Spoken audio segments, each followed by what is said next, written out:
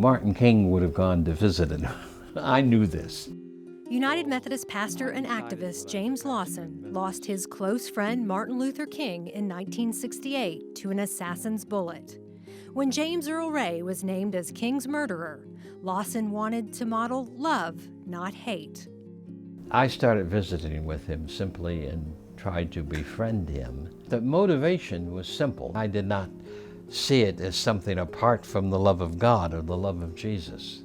Over years of prison visits and getting to know the accused, Lawson formed his own opinion. Beyond a shadow of a doubt, James Earl Ray was not the assassin or the planner.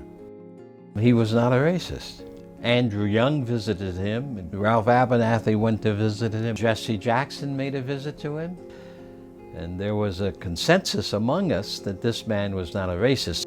Lawson became the hated man's pastor. He recalls a phone call from Ray's girlfriend, Anna, one night, which interrupted a family dinner and spurred him to action. She said that James and I want to be married. We want you to do it. I turned around and sat back at the table, and our oldest boy, John, I asked the question, should I marry James Earl Ray in prison? And John said, if you believe that stuff you preach, you'll do it. So what could I say about that? Lawson performed the prison wedding in 1978, and 20 years later, visited the inmate on his deathbed. I spent an afternoon with him when he was very, very ill. And he died a few days after that. And of course, he let me know he wanted me to do his service, which I agreed to do.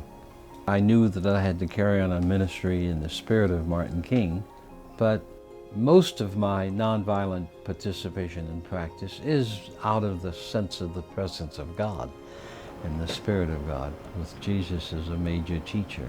That's still my guideline. That's still the path of reflection that I take.